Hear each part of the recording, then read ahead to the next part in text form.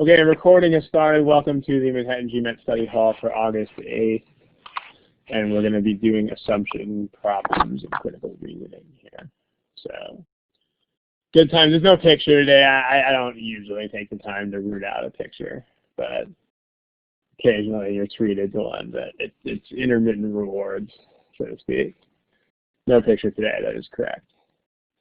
All right. We've gone through the rules part already. We've seen that, and we've got to give the usual disclaimer. The problems in today's session are from GMAT Prep software. In fact, all of the problems in today's software are from the GMAT Prep, or in today's session are from the GMAT Prep software. So there are no except as indicated today. The copyright GMAT, the GMAT Prep software questions are free to distribute because the software is free. So make sure you understand that difference, because official guide questions we cannot touch on a study hall per these guys' explicit request. They're very nice about requesting it, so we'd be very nice about honoring it. But GMAT Prep, that's free, so we can use them.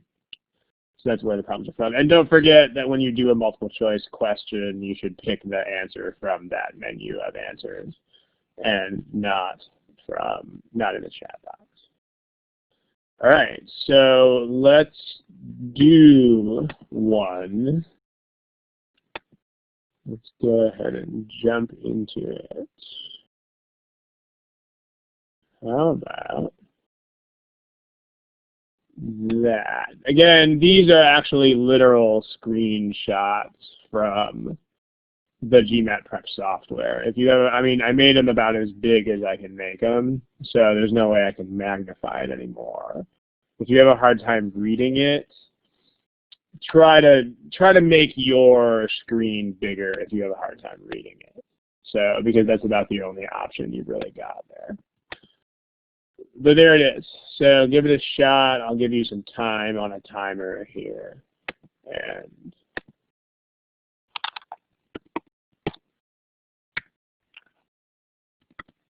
good times for everybody. Remember where you get the answers to multiple choice questions. That is right there. Have fun.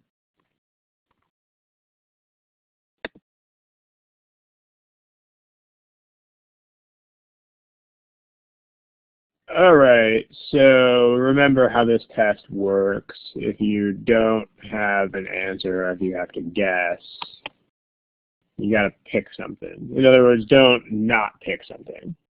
So I'll give you guys about 15 more seconds to make a guess.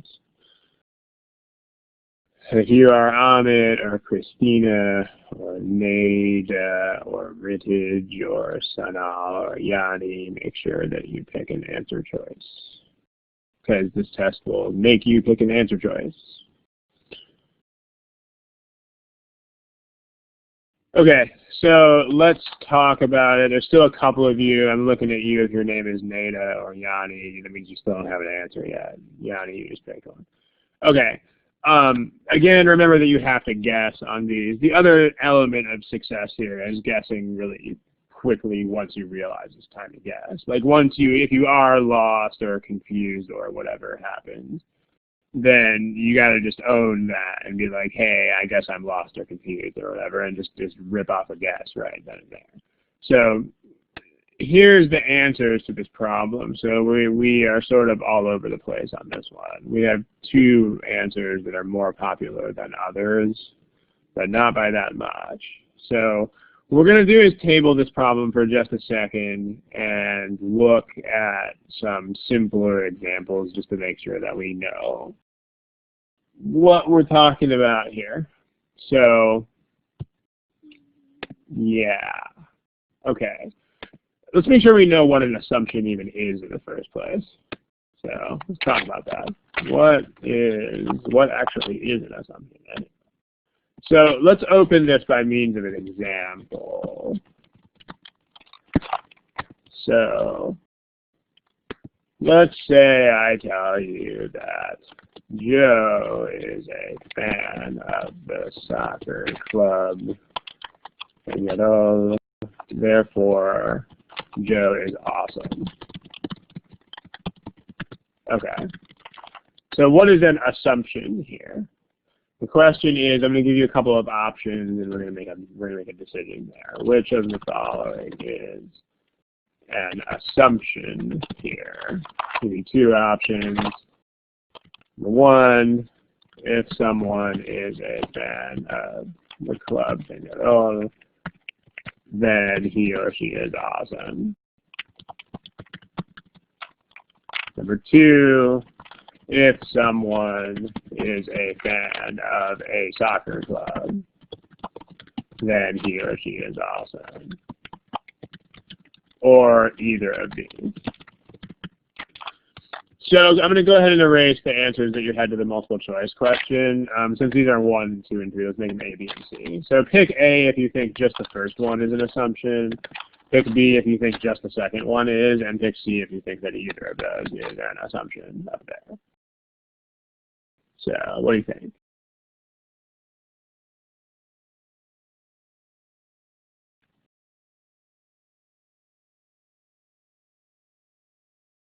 Okay, most of you have picked something. Again, pick something or other here. All right, so here's the group responses. There's still 1 or 2 of you who haven't picked, but we're not going to keep waiting here. So what you should have given me is this choice. It's just A. So for everyone who picks C, it means you kind of don't really know what an assumption is, or at least which one of these, I mean, at least how that applies to the problem at hand. But it's one of those things that you know for sure when you're out there in the real world talking about assuming things. But it's easy to forget when you're in this sort of academic environment. So, I mean, let's talk about it. Who can tell me what an assumption is? Actually, before we get to that, I mean, this might seem kind of dumb, but you might make this problem easier to think about by just changing assumption into a verb, like by just changing the word assumption into the word assume. So, like, which of the following do we have to assume? I mean, in other words, we didn't really change anything because we just said assume instead of assumption. But that alone might be enough reason to convince the people who chose C that that's not it. Who can tell me what assume means, or what assumption means? Like, what is an assumption? Because if you pick the hidden link between conclusion and premise, not really, because that's what would make you think the answer to this is C here, that both of these. Because, I mean, option B here is just as much a link between conclusion and premise as option A is. So this is what a lot of people are thinking, and this is not really what's going on here. In other words, an assumption is not just anything that links an argument to its conclusion. I mean, it's a much stronger thing than that to say that something is an assumption. And then this one, I'm not sure, Grace, I'm not sure exactly whether you mean this super literally or not, but be careful with the way that you're using based on here, because based on the argument would, again, if you're being super literal here, I don't know if you are, but if you're being very literal here, then based on would mean that it like comes from the argument. But this is actually backward. Again, if you're not being literal, then that's a different story. But this is backward, meaning that the argument is based on the assumption, or assumptions, not the other way around. So it depends on what you meant. If actually what you meant is that, like, if you hear the argument, then you know the speaker was assuming this, then yeah, that's true. But if you mean that this is a statement that is based on the logic of the argument, then no, it's not true. So, okay. Now let's move into some of the more accurate answers to this. So there are 3 answers that I like here. Let me grab those and put them on the screen. So before we do that, here's one more that's not accurate. Let's make sure we get that out of the way too. This one, I mean, this is sort of getting there, but there's this part here that is a big worry. And that's this word right there. I mean, to make something weaker, I mean, maybe that was just a typo, or you weren't really thinking when you wrote that, or whatever. But an assumption, it should be clear that an assumption is not something that defeats an argument. I mean, that would be kind of silly if that were true. So, Ahmed, that's true, but you're not really saying anything there because you're saying that an assumption is something that we assume. So, I mean, you're defining assume by saying assume. So maybe that's not false, but it's not really defining anything. So let's talk more about these other options here. Let me take this stuff over to the next page. Okay, there's the stuff from the previous page. Now, here are 3 versions that are more accurate. That one we'll actually look at last. This one and this one. Yeah, these are really good. So Mariella, Benita, and Al, you guys are on the train that we want to be on here. And then some of you guys are saying that, in other words, some of the more recent chat entries are saying sort of the same thing as these. But yeah, this is what matters here. It has to be true. It is absolutely necessary. So that is the key concept of what an assumption is. So an assumption is something that you absolutely need for the argument to work. In other words, it's the bare minimum. I mean, if you think about what the word need means, you'll come to the, if you think about enough examples, you'll come to the realization that the word need is always talking about like minimum. You know, if you say, what do you need to survive, then you're going to talk about like minimum amounts of things like food and water. You know, like if you need to eat at least like 300 calories a day to stay alive, then in a very technical sense, you need 300 calories a day, but you do not need 301 calories a day. So it's kind of the same thing here. Like, what is the absolute minimum floor level information that we need for this to work? So, I mean, I'm jumping from the idea that Joe is a fan of Peñarol to saying that Joe is awesome. So that I have to have some sort of connection between those 2 ideas. Like there has to be a link between this and this. On the other hand, and we can, I didn't mean to highlight the idea of Joe. There needs to be a link between being a fan of this team and being awesome. I mean, I personally agree, but we need to have a link there. So we don't need B. I mean, we certainly don't need the idea that anyone who is a fan of any team is awesome. In fact, I mean, if you think about anyone who would make this argument, they are almost certainly not assuming B, because they probably think that fans of the rival team are not awesome at all. So this is certainly not something that has to be true, and in all probability, the speaker probably thinks it is false. So be careful with that. So again, A is something that we clearly need.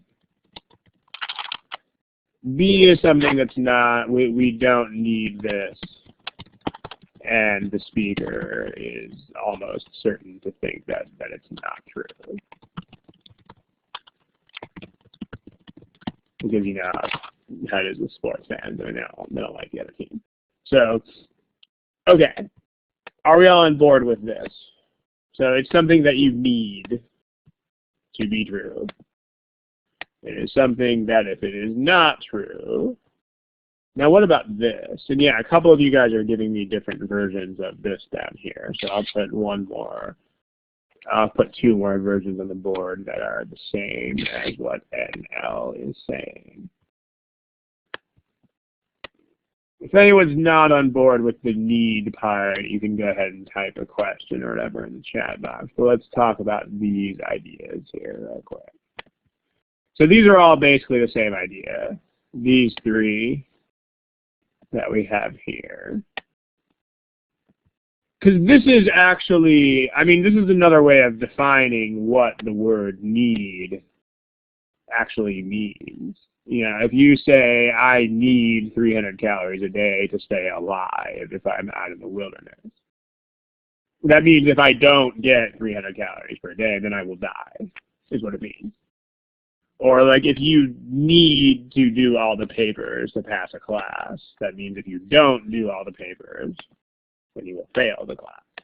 So this is another way of defining what the word need means. So I mean, for this argument to work, because that's what we're basing the whole argument on. The question is, how do you know there's a need to? I mean, maybe you're thinking of this. I mean, you need this statement. I mean, you don't need to assume that there is like an importance attached to being a fan of a soccer team. I mean, it's not that kind of need. It's not like it is going to make the world go around sort of thing. Maybe that's what you thought I meant. But when we say we need the statement, we're saying this reasoning does not work without the statement. Like you have to have this fact to get from here to here. So I hope that helps.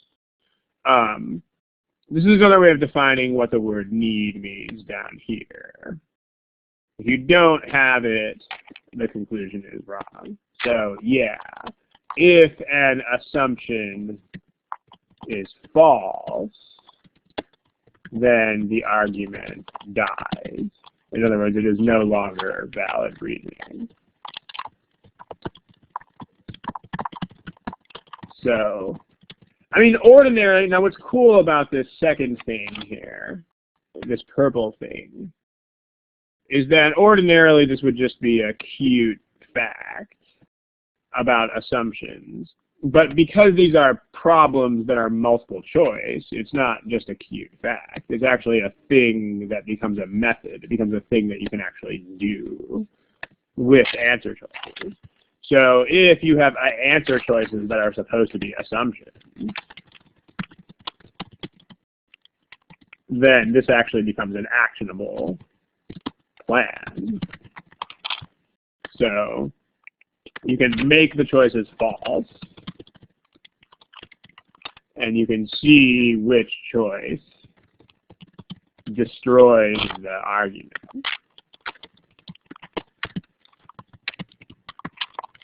So, and I mean, this is actually, yeah, there's various names that people attach to it. Negation test is one of those names. But it's basically just the idea of imagine that this is not true or doesn't happen or blah, blah, blah, blah, and then see if the argument just absolutely dies. So, for example, if you make A false, I mean, Penadol is also, well, okay, I see what you're doing there, but you can always assume that when things have the same name in a passage, that they are actually the same. So, like, they're not, because, like, one thing these guys don't ever, ever, ever do is write, like, haha, I tricked you kind of questions. Like, it never happens. There are no haha, tricky type of questions. There are questions where you have to pay attention to certain things, but it's not like that. It's not he, I got you with names kind of thing. So if there's a team called Peñarol mentioned in the passage, then all of the Peñarols in the passage will be the same team. So, even if the team has a really generic name like the Bulldogs, which is 10,000 different teams in America. But if it's the Bulldogs, it'll be the same Bulldogs throughout the whole passage. So, yeah. And yeah, we call soccer what other countries call football. So, right. Anyway, Yeah, I hope that answers that question. Okay, so let's do this to choice A up there. I mean, if you make A false, how do you make A false? Let's talk about that. Chat box? Let's go to a new screen here real quick. How do you make this statement false? So we'll get back to pin it all in a second. How do you make the following statement false? It was hot every day last week. Okay, how do you make that false? Chat box. I mean, you can do it's not true that, sure, you can put that in front of anything, but that's not really a meaningful sentence if you do that. I mean, that would be sort of a garbage sentence. It would be true, but, you know, yeah, there was, I mean, same thing with not hot every day. That kind of means two different things. You know, because not hot every day could mean that it was every single day it was not hot, or it could mean there was like a day. So it means, yeah, it means exactly what Yanni is saying that it means, and what Amit is saying that it means. That's what it means. So that's the negation. At least one day last week was not hot. So one thing that I want you to notice is that if you try to do this with any sort of memorized rules, it will be like the hardest thing in the world. But if you just sort of think about it with everyday common sense, then it's really not that bad. So, like same thing if you have a statement that, you know, everyone in this room is a man. I mean, if you just think about what it means for that to be false, it's definitely not everyone in this room is a woman. Or no one in this room is a man. Those are definitely not what it means for that to be false. If this is false, it just means that someone, at least one person, someone in here is a woman. Like at least one person. I mean, yeah, if you say Sarah, but that's not really what a negation is, because obviously not all cases where this is false will be someone named Sarah. So be careful of that. Like when we say the negation, we specifically mean like if this statement is false, then what does that actually mean for that to be false? If this is false, it just means that there is a woman with any name at all somewhere in the room. So yeah, someone in there is female. So now let's see if we can do this with a statement that has an if in it. If, let's see, if you eat potato chips, if someone eats potato chips, if a person eats potato chips, he or she will get fat. How do you negate that?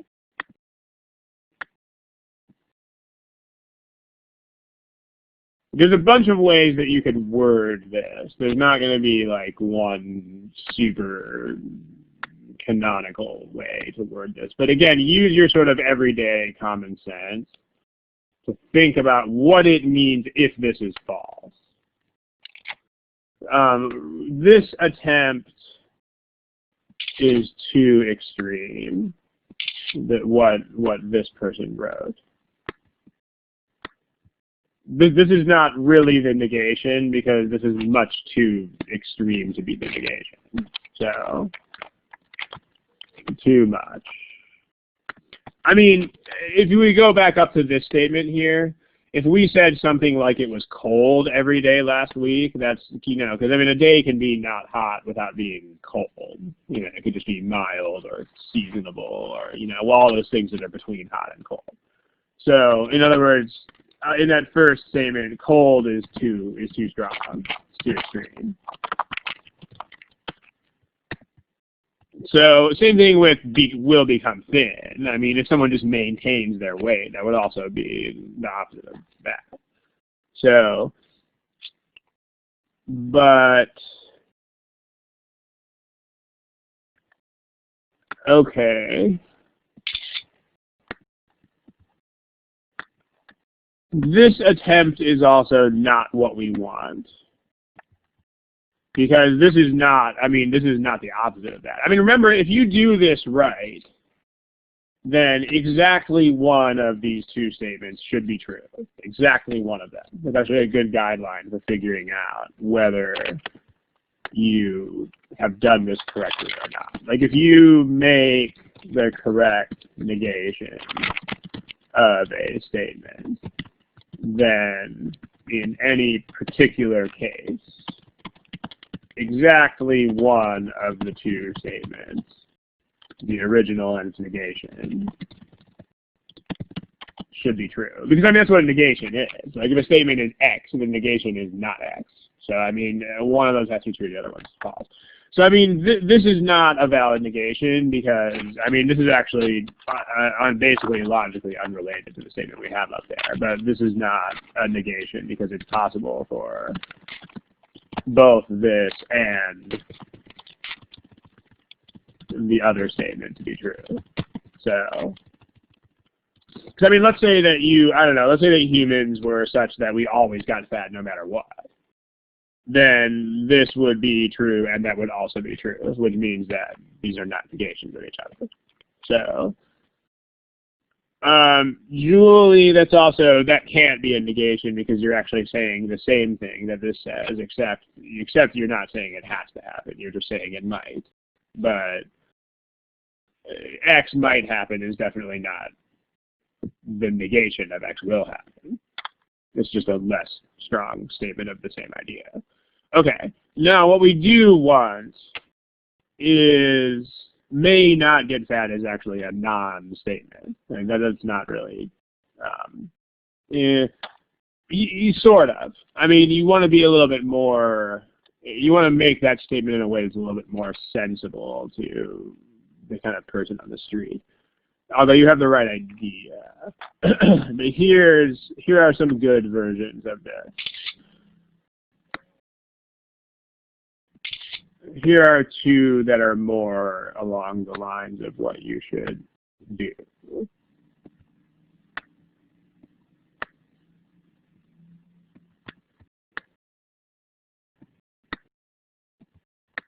So you don't have to use the words that either of these two people used, but if you have this idea, then that's pretty much the idea.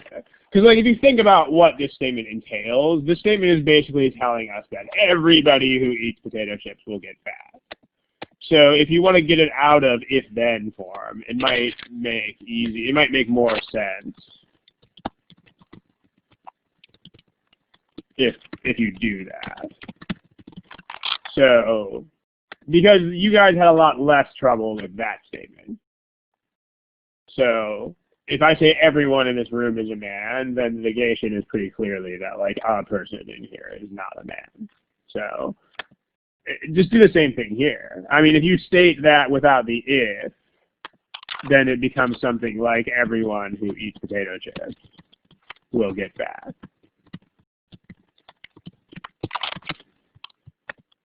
So if you do this, then it becomes the same problem as that one is. I mean, the negation of everybody in here is male is someone in here is not male, aka female.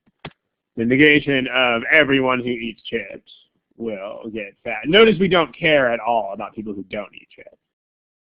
This is irrelevant because we're not making any statement about these people at all. So if we negate it, we're still not making any statement about these people.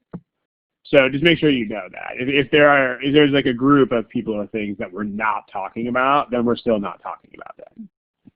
You know. So children are smart. The negation of that is like not all children are smart. The negation has nothing to do with adults. Just make sure you're on board with that.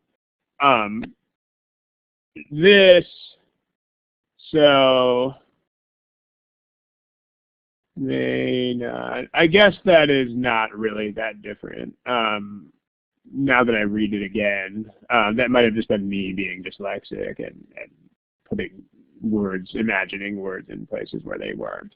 So, my bad. Fun fact, I actually am dyslexic, quite dyslexic. So if anybody else watching these videos is, I could give you a little bit of advice on that. But okay. Yeah. So, yeah, there's a big difference between may and may not. You know, what if you understand that what Michael wrote there, then you're good. So, but if you put this in this form, then it becomes kind of like that. So if we do that in this problem, choice A is a lot like saying everyone or all fans of Pinnacle are awesome. So, which I personally think is true. But if we make that false, then we get there are fans of Pinnacle who are not awesome. That's not a very strong statement. There could even just be one of those. But even if we have that weak of a statement, it still destroys this argument, because then we can't get from here to here anymore. So if A is false, this reasoning is dead. It doesn't work at all.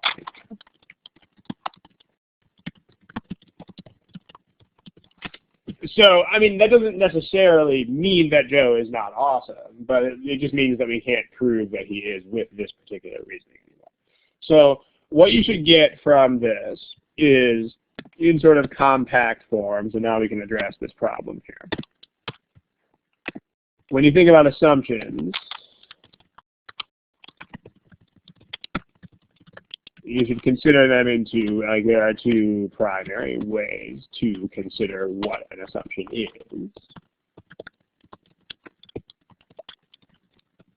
And I mean, make sure that you are totally on board with these things, because I mean, think about what the word assumes and what the word assume means in the real world, and you'll probably make more heads or tails of this. But the first is a statement that is necessary. It's a statement that is absolutely necessary for the argument to fly. Or you can think of it equivalently as, if it is false, then the argument becomes invalid. And there's a danger here. I mean, these both seem like individually, these are both very straightforward things. I mean, one of them is I need a statement that is necessary. The other one is if I make this false, it will destroy the argument. I mean, those are both pretty straightforward ideas. But what the danger is, and this is a much bigger danger when you are in a stressful environment like a test, the danger here is getting turned around. Because notice how opposite the things are that you are trying to do in these two things. Like here you are trying to find something that makes the argument work, or is necessary to make it work. Suddenly when you do this, you are suddenly trying to make the argument not work.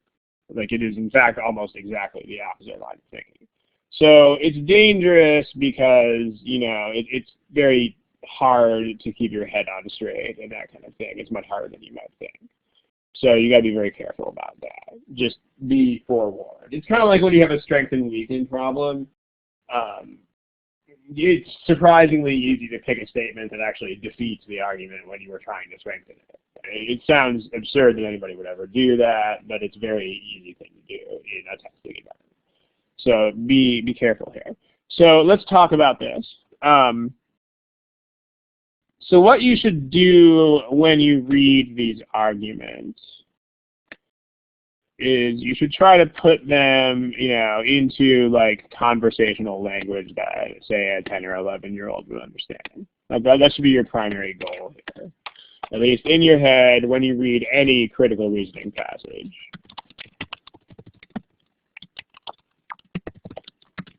You should, in your head, translate the passage out of this horrible academic language and into words that a decently with it 10 or 11-year-old, would understand.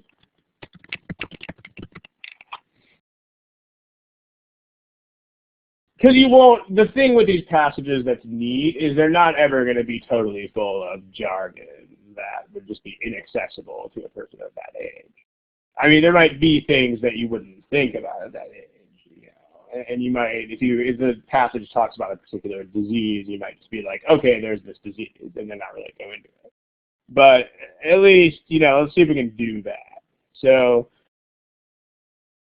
okay, I mean, there are these boats in 1992. The boats started illegally fishing these lobsters. So, I mean, meaning that there's like a license you can get to fish lobsters, and they try to regulate it, but these like pirate boats, so in 92, basically scofflaws or pirates or whatever started poaching lobsters. Like, not within the law, like without a license or whatever.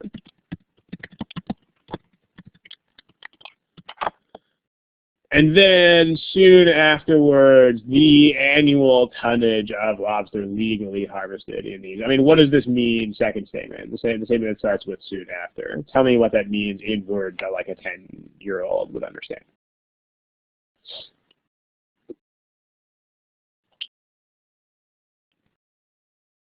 Chat box.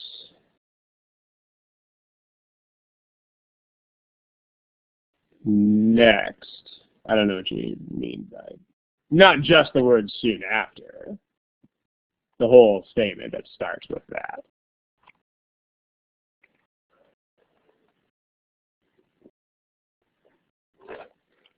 Yeah, the legal fishing boats didn't catch as much lobsters, right, in terms of like total pounds or whatever. So, yeah, so the amount of lobster right after that, the amount of lobster caught by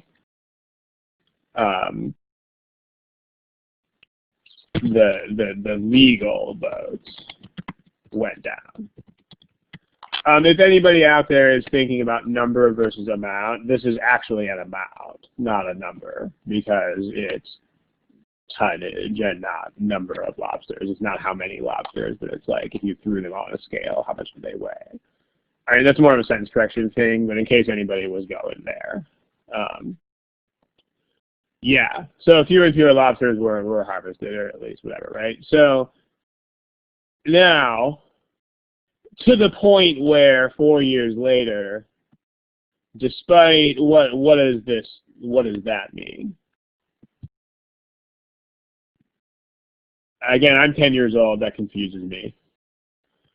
What does that mean in a way that won't confuse Ron, who is like a big 10-year-old?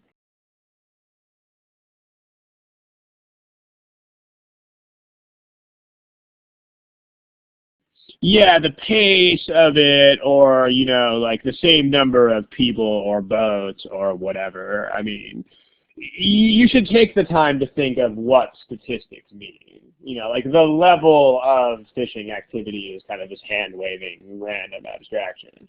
But if you think about how you would define that, it's got to be something like how many boats are out there, or how many total like boat hours are spent, or something like that, right? So so 4 years later, but activity still, you want to get more specific than that. Like, so 4 years later, like there were the same number of boats legally fishing for the same amount of time, etc. Like, everything was the same as far as the logistics go. But they caught 9,000 tons less than they did. It says in 1992, but what is the real point of pre-1992 levels? Like, pre-1992 levels are before what? Before the pirates, exactly.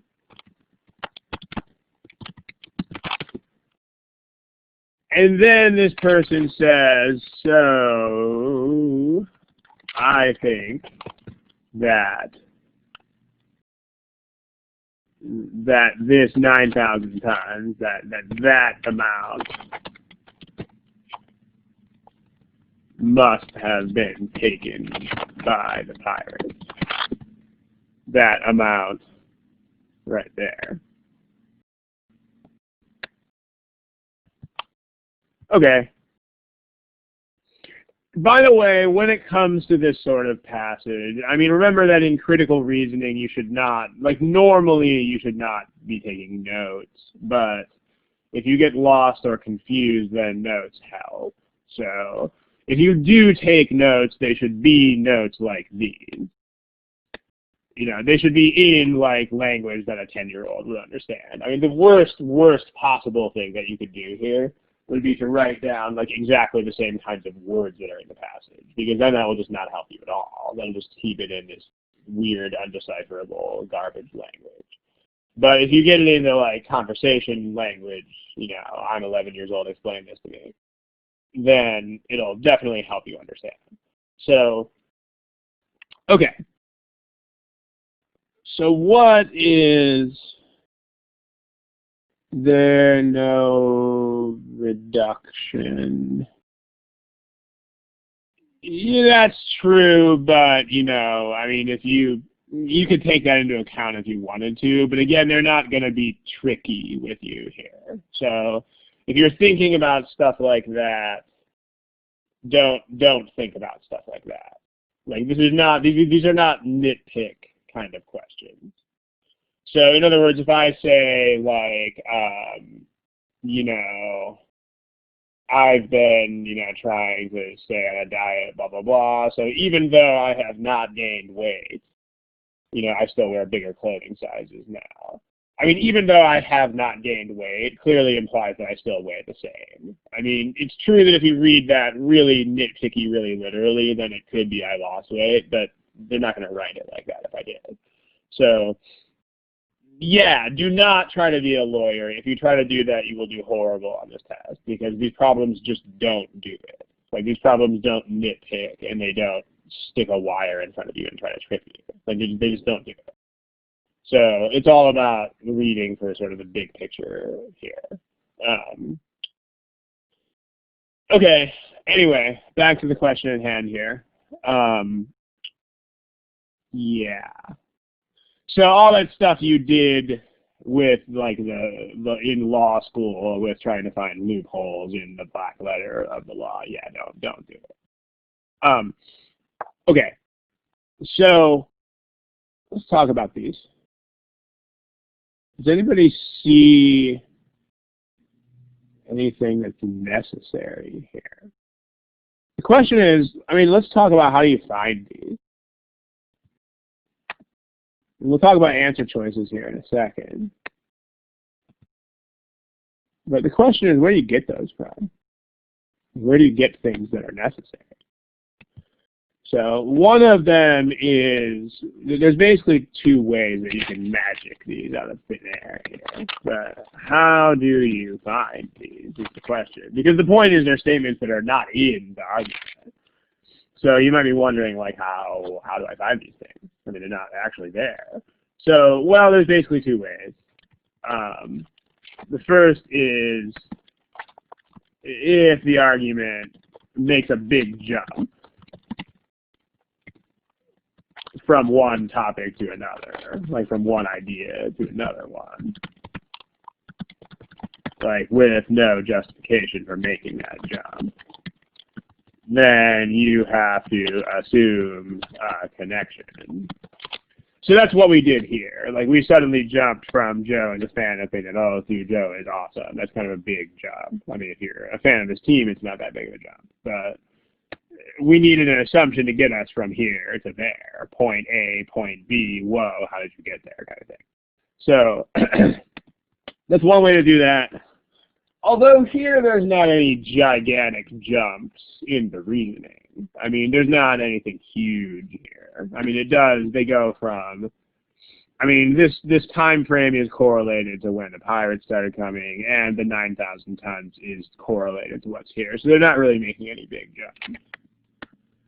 But the other way that you can find assumptions is if you can think of a legitimate objection to the argument, then you have to assume that the objection is not a thing. So I know not a thing is not exactly very formal language, but let me give you a simpler example than the argument we're looking at right now. Like, how about this? Normally, it takes 12 hours to drive to Portland from here being where I am. So if I leave now, I'll get to Portland at 5 o'clock in the morning. Okay. I mean, there are no gigantic jumps from point A to point B here. I mean, I took the 12 hours and I just added it to the time that it is right now, which is 5 p.m. and I got 5 a.m. So there's no giant jumps here. But what are some objections that you could make to this? Quite plausible objections. Yeah, like what if there's traffic? Okay. What if there's a traffic jam? Okay, what else? Okay, yeah, I think I've seen my previous sessions, the alien abduction thing, right? Like, what if the weather necessitates slower driving? What if I run out of gas? What if my car breaks down? Etc. I mean, even something like, what if aliens abduct me from the highway? Sure. Okay, and there are a bunch of those kinds of things. So the question is, what do I have to assume? I have to assume that all of these things are not things, like all of them. But what must I assume? So in the case of excess traffic, I have to assume that there will not be excess traffic. Or if there is, it won't slow me down. I have to assume the weather will not necessitate slower driving.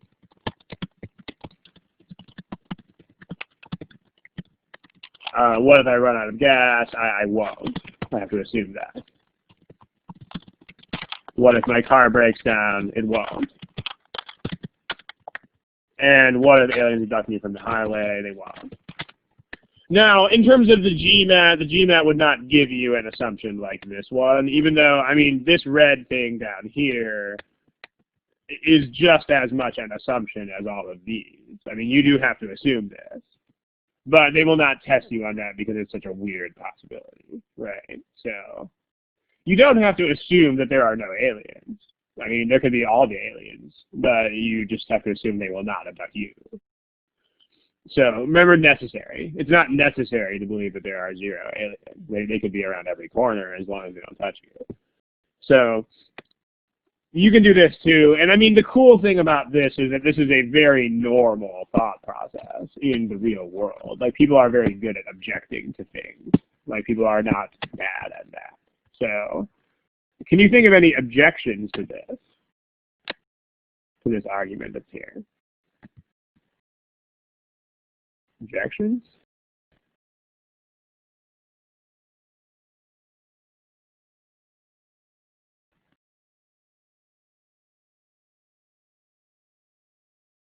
Yeah, because like when you see this, all right, I mean, they caught this much less stuff.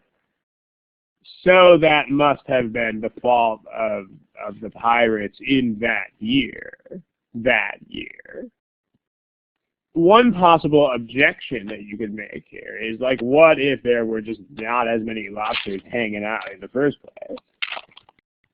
Like, what if the actual population, that's an objection. This is a perfectly reasonable objection. Like, what And you might think of that as you read the argument. I mean, if you think of this as being a person talking to you, you'd be much more likely to think of that. Or what if they were abducted by aliens? So you also have to assume that the lobsters were not abducted by aliens. But again, they will not ask you about that sort of thing. So what if the actual population of lobsters decreased between 1992 and 1996? So you have to assume that it didn't for any reason, actually, not just because of pirates. I mean, you have to assume that the lobster population did not significantly decrease.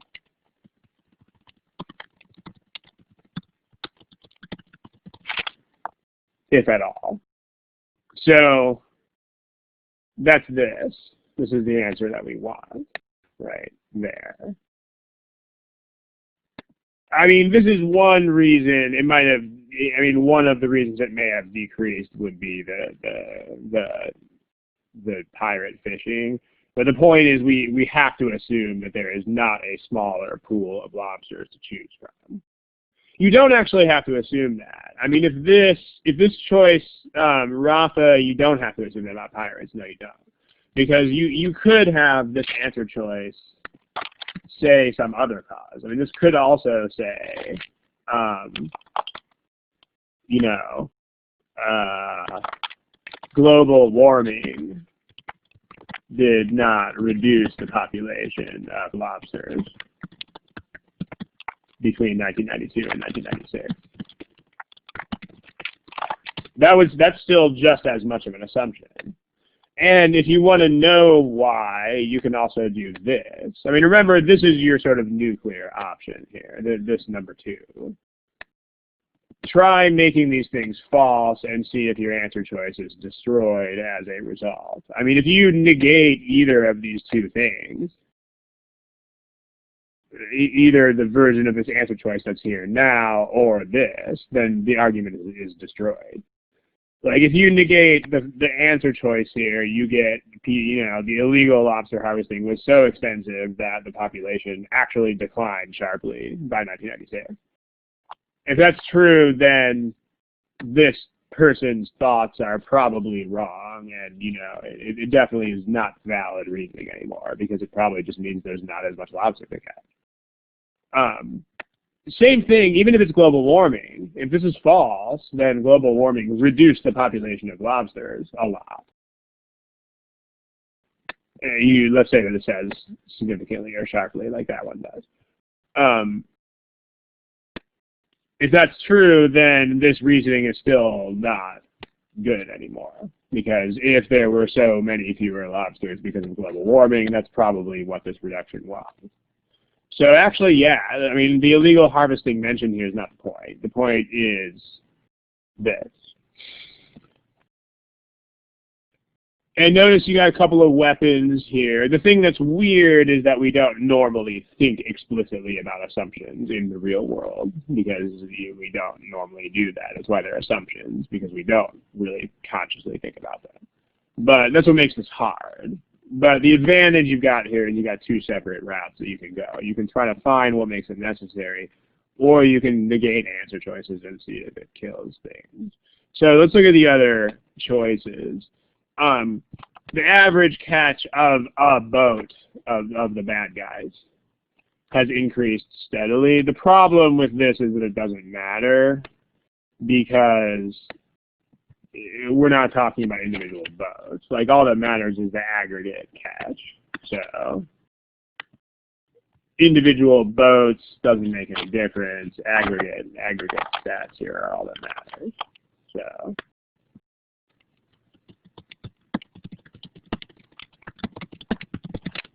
there we go.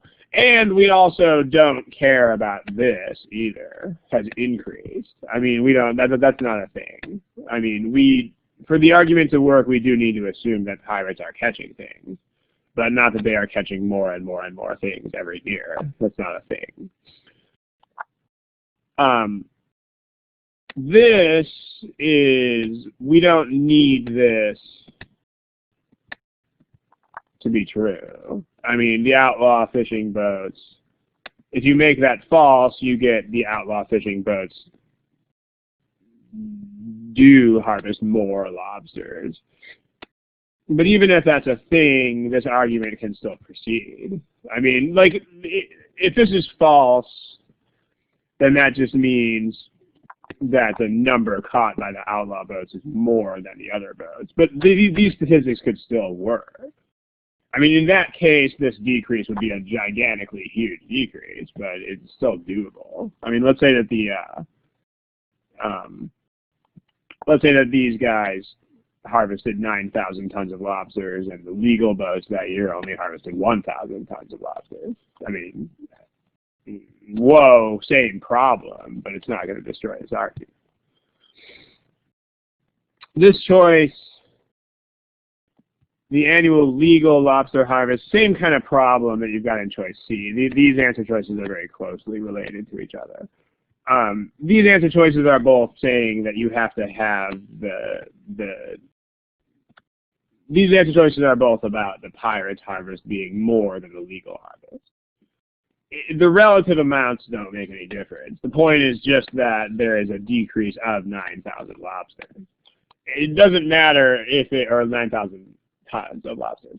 It doesn't matter if it went from 9,001 tons to 1 ton, or like from 1,000,000 tons to 991,000 tons. It doesn't make any difference. So, like, the relative amounts don't matter. All that matters is the reduction in the legal catch. And then this last one, not only is this not necessary, but it's almost certainly false. Because it does say that the amount of legal lobster fishing has been the same. So it is all but impossible for this to be true. Because if this were true, then that would probably not be happening. So not only is this not necessary, but it probably can't even be a thing. So that leaves it with A. So any questions about that, feel free to put them in the box. We've been talking about this problem for a good long time. So let's see. Should we, the total population is not less than, I mean, MKD, that does have to be true, but that's like they're not going to go for assumptions that are like mathematical necessities here, because that's too easy, I guess, is the way to say it. I mean, because, yeah, you do have to have a population that is at least that big, because otherwise this decrease couldn't even be a thing. Like, if your pre-1992 levels were only 8,000 tons, then this would actually be impossible. So, isn't B the trick choice? Not really. I mean, if you... not really. I mean, there are two reasons why B is wrong that are very clear if you are thinking the right way here. I mean, it should be quite clear that catches per boat are not relevant, because we're only talking about the total. And it should also be clear that we don't need this to be an increase. So, if that seems like a trick, it probably just means it probably just means you didn't do this. Like, you didn't shave these down to something that a 10-year-old will understand. Because if you did, then it'll become clear why those things are not things. Okay, this question here, pre-think, kind of interesting word. I don't think pre-think is actually an English word, but let's just say that it is. Okay, so pre-think, like, in other words, should you try to predict, right? Is that what you mean? I think it's what you mean here. So let me replace that with predict. So that's my understanding of what this question is. If that's not what the question is, then feel free to pipe up. It depends. It depends on you. And let me explain what I mean by this. It depends on how you think. And because, okay, the point here is that there are multiple possible assumptions. So your prediction, even if it's actually an assumption, might not be the one that actually shows up in the choices. So that's the point here. I mean, so the question is, how will that affect you? Because, like, in other words, let's say in this problem, like, all of these are assumptions here. Every single one of these are all legitimate assumptions. So if you predict I won't run out of gas, that is a correct assumption, but they might give you that one instead. And so the answer to this question depends on how you think about that. Like, because if you will fixate on your prediction to the point where you won't be able to think about other options anymore, then don't predict.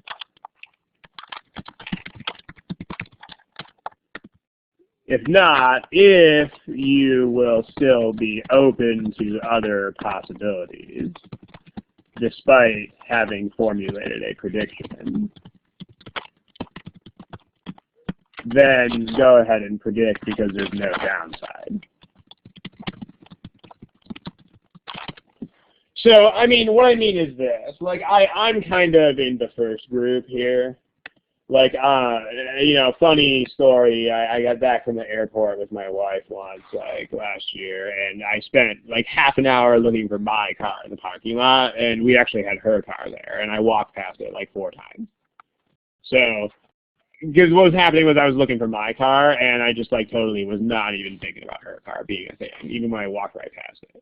So, for me, in these choices, it'd be a bad idea to make a prediction, because then I would be looking for my prediction, and I wouldn't, if I saw the other thing, I just wouldn't recognize it, you know? Like, if I predicted I won't run out of gas, I wouldn't notice the traffic light. I'd be like, not what I was thinking. So if you're like that, don't make a prediction because it'll close your mind off to other things, and very often the assumption they pick will be another thing. So, but if not, if you are the kind of person who could be looking for your car and still instantly notice, oh, hey, that's my wife's car, then fine. And I mean, only you know which one of those two you are. I mean, it's just think about any situation that would help you figure that out. Like, imagine that you were doing a scavenger hunt and you were looking for one thing. Would you still see one of the other things? If so, then fine. Or if you're doing a word search, you know, one of those grids of letters where you have to circle the words. Like, do you still see other words while you're looking for a word? Those vary from person to person, so it really depends on the nature of you as a problem solver. Okay, let's take a look at another question. We have at least 2 before. I know a very long-winded answer, but that's the best answer I can give you. Okay, so let's take a look at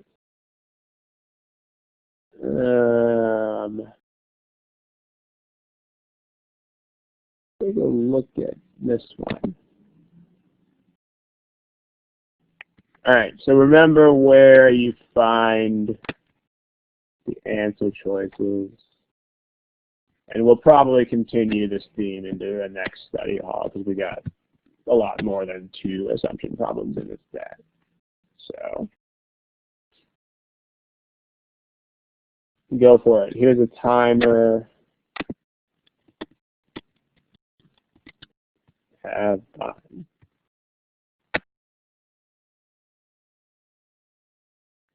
All right. Remember to pick something. There are a few of you who have not picked something. So even if you have to make a wild guess, this would be the time to do that. So there's a Pallavi Sethi, hasn't picked an answer yet. Mariella, Jamila, number 4. go ahead and pick something if that's you. Okay. We're gonna move on here. We're still waiting on Pallavi, Sethi, and Mariella, but you gotta pick a guess. You just gotta do it. So here are your class statistics. So not a total majority for anything here, but at least a consensus for E here. But let's go ahead and talk about it. If there's any Canadians in here, there's a place actually that used to be named for this guy, but isn't named for this guy anymore. So if you're Canadian, you will probably have heard of this place. If you're not Canadian, you won't probably have heard of it. But it's the place. There used to be a place called Frobisher Bay, which used to be in the Northwest Territories, and now it's called Iqaluit, and now it's in Nunavut. So if you're Canadian, you know what I'm talking about. Okay, so this is what it is now. Anyway, it's not a great place. It's really cold, and there's no trees and stuff like that. But that's where this Frobisher guy went. He went to where Iqaluit is now. So, okay, he went up there, way up there in no tree land, and he got some dirt and submitted it for gold testing. You know, like, is there gold in this dirt? And whoa, they reported that there was a lot of gold in the dirt. So again, imaginary 10-year-old in front of me, I'm explaining this to them. So explain to an imaginary 10-year-old. That's the single most important thing you can do here, by the way. Like, if you don't get these in your head to a point where you can imagine explaining them to a 10-year-old, then that means you haven't really achieved the kind of understanding that you have to achieve. So, okay. I can't really do a Canadian accent. Well, explain what this is all about. Yeah. Right. So he went up there to Canada, right? And he went up to Canada, eh? And he found out what it was all about. Frobisher submitted some dirt samples, a boot, yeah, a boot. Submitted some dirt samples to be tested for gold. And like, whoa, they found gold. They found gold in the tests. Okay. So, because there was, I mean, Elizabeth I was like, whoa, hey, tons of gold, so let's go get it. So the Queen sent miners there to get the gold. She was a gold digger. Yeah, exactly. And they didn't find anything, so they came up empty. And when we test the dirt today, testing methods show almost no gold. So the tests back when must have been wrong. Like, what tests are we concluding about here? For the test that we did today, modern analysis, or which test are we talking about here in this concluding statement? Talking about the test they did when, back in old methods, back when Frobisher was a thing, right? So the methods that they used way back then to test Frobisher's samples must have been faulty or bad methods. Okay, the 16th century test, yeah, so basically we're concluding that they must have not known how to really test for gold, you know, because they, right. Okay. Any ideas for an objection to this? Let's take that away for a second. I mean, how could we, right? Because maybe they had something like lick the dirt and see if it tastes like gold. Sure. I mean, it was the 16th century after all. I mean, some people back then didn't even know that blood circulated yet. So, I mean, they might have, and they didn't even know what chemical elements were until like the 19th century. So they probably had some pretty crappy methods of testing back then, sure. But how could you object to this argument? You may have any, like, I mean, let's say that someone was talking to you about this. Maybe the samples are messed up. Tell me some more about that, Nikhil, number 2. Like, how could you? I mean, because if you're thinking about this like you're actually talking to someone about it, you're going to be more likely to come up with this kind of stuff. Because remember that, I mean, who was this Frobisher guy? I mean, he was an explorer who, basically worked for Queen Elizabeth. And I mean, you know how it was with explorers, right? I mean, they had to go beg the Queen for money to go explore. So if you think about that situation, you'll be more able to come up with stuff like this. Because if this guy was able to convince Elizabeth that there was gold on this island, then he would get all the money and all the people and all the boats to go back there and hang out. And, I don't know why you want to go back to Iqaluit, but, so he would definitely get all the stuff from the Queen, right? So if you're thinking about that, you might think, maybe the guy is a hustler, because if he randomly slipped some gold into those samples, then they're going to think it had all the gold, right? So what if the samples themselves were the problem? I mean, or another way to think about this is to simplify the argument. I mean, try to do this if you can. Let's see if we can do this in 2 or 3 sentences. Because if you can do that without losing the essence of it, you're going to be better off here. So in 2 or 3 sentences, the deal is that 16th century tests showed gold is there for soil from this part of Canada.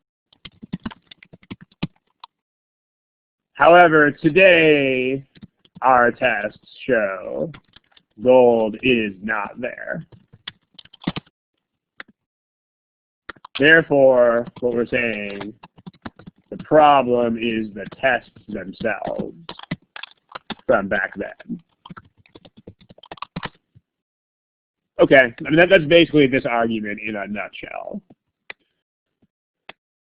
So if you think about this, then it becomes more, at least when you do this, it becomes more obvious how to object to it. Because, I mean, there's nothing wrong with the rest of the evidence. The rest of the evidence pretty clearly shows us, and the test back then said yes, and the test today said no. But the idea is we just kind of made up the fact that this is the problem. What if the problem was something else? What if the problem wasn't the test as much as it was, the samples? What if it was? What if the samples and not the test were the issue instead? So this is, I mean, there could have been a lot of things wrong with the samples. What if they were contaminated? What if they stored them? Because remember, this Frobisher guy had to, come all the way back from northern Canada to England with these things. So what if they sat next to gold on the boat and got contaminated? Or what if he put gold in there on purpose? Or whatever it was, right? But there's a lot of reasons this could have happened. So if you do that, then you realize that this is an objection. So we have to assume that this is not a thing. So we have to assume that the samples themselves were not the issue. So that's one of the things. We have to assume a much more general class of things, but that's one of them.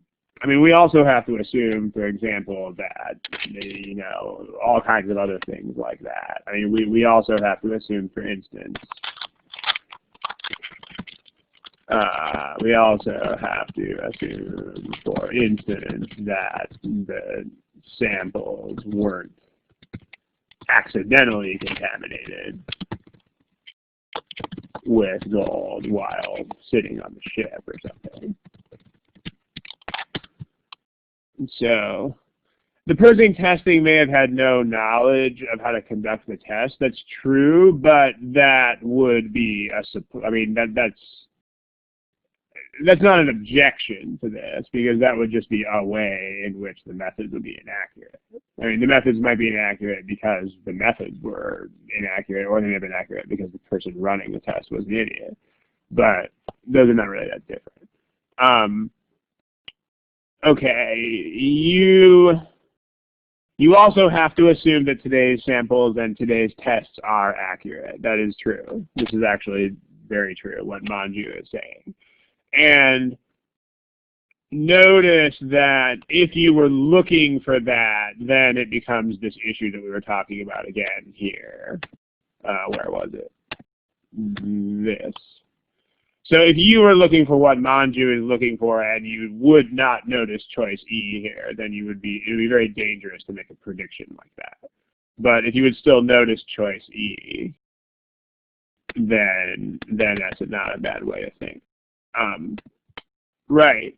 If we talk in terms of negating this, see, here's the thing. I mean, this negation method is really your friend. Because if you negate this, I mean, the word obvious is a very dangerous word to use, but if you negate the right answer, it should become pretty obvious that the argument is destroyed. So, like, if you negate choice E, you get, I mean, choice E says gold was not added to the samples. So if you negate that, you get it was. Gold was added by Frobisher himself before the tests were run on it.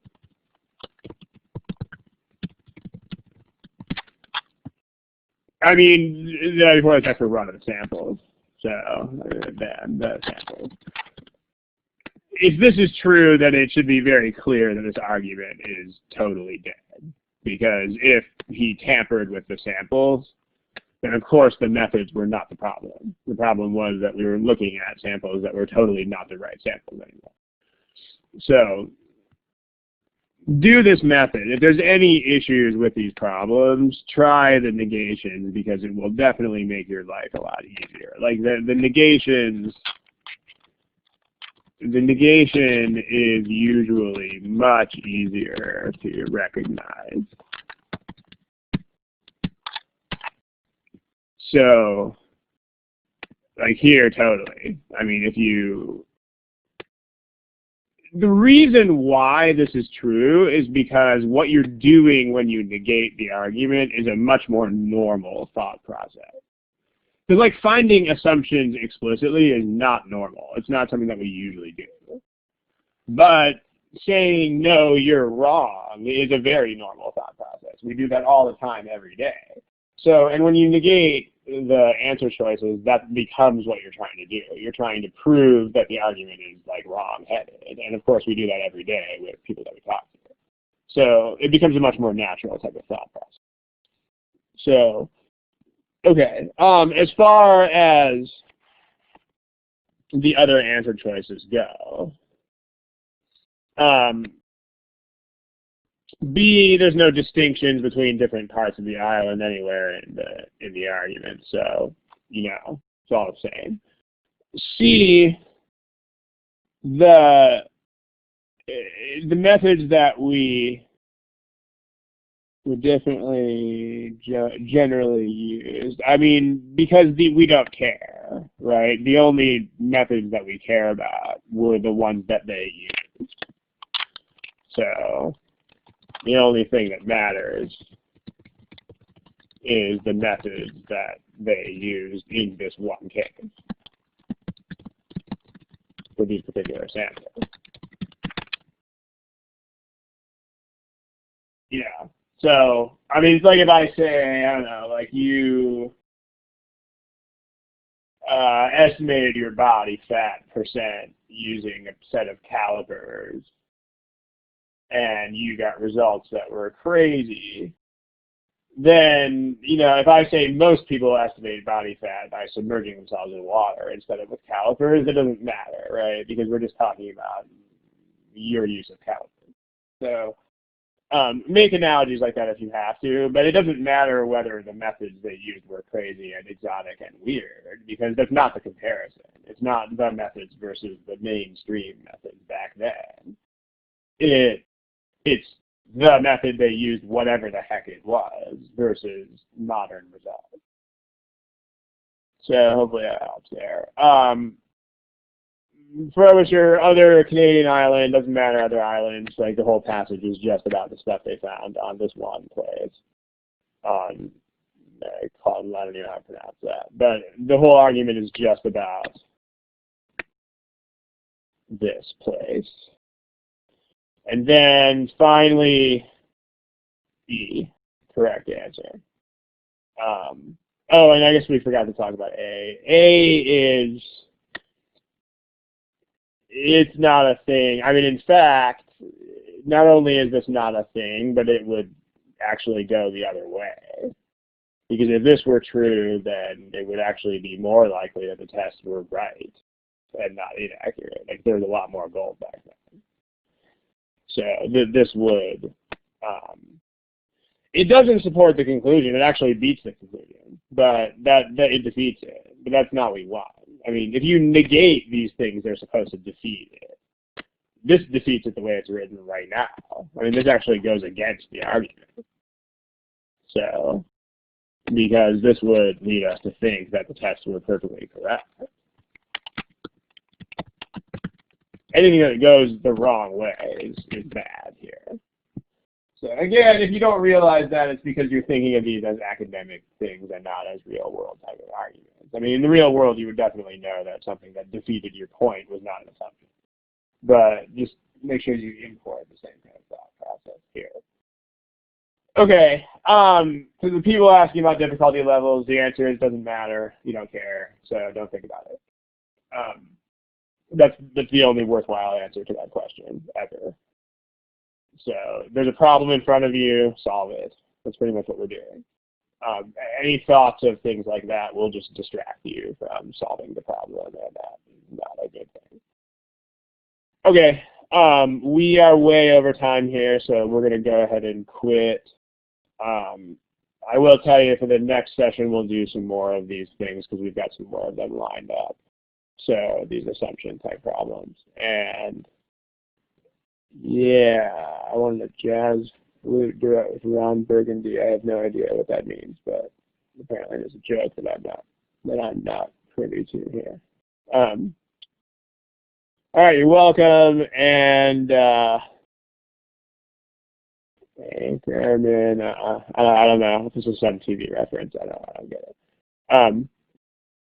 Okay, so the next study hall is going to be more of these assumption things, but I can take that. The overlapping sets thing, I can consider it.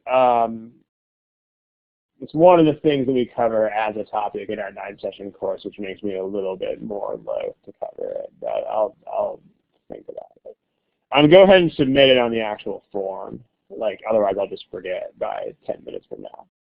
So if you have submissions, please submit them on the actual web page.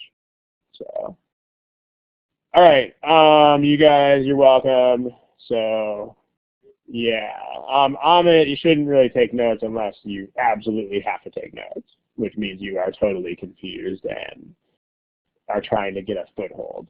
If you already get it in your head, there's no reason to take notes. Okay. Yeah, Nikhil number 2, just submit it, please. Submit it with the form that's on the website. Okay, I'm going to kill the recording at this point. Thank you. And yeah, we'll see you in a couple weeks here.